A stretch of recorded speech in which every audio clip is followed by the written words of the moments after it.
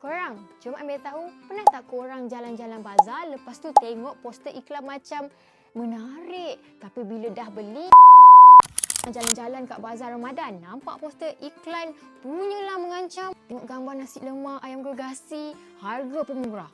Terus beli tanpa berfikir panjang. Tapi bila tiba waktu berbuka, buka bungkusan je terus terduduk. Mana ayamnya? Ini realiti, indah kabar dari rupa. Contoh lain ada juga, iklan roti john daging melimpah tapi realitinya kosong. Sekarang ni pergi mana-mana bazar Ramadan mesti nampak poster gempak-gempak. Tak salah nak guna bantuan AI seperti Gemini atau ChatGPT untuk buat poster korang. Tapi tolonglah pastikan prompt gambar tu biarlah berpijak di bumi yang nyata.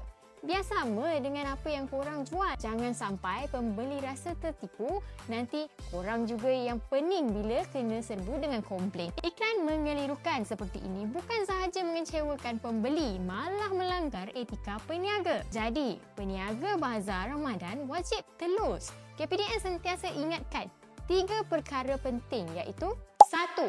Pamerkan tanda harga dengan jelas. 2.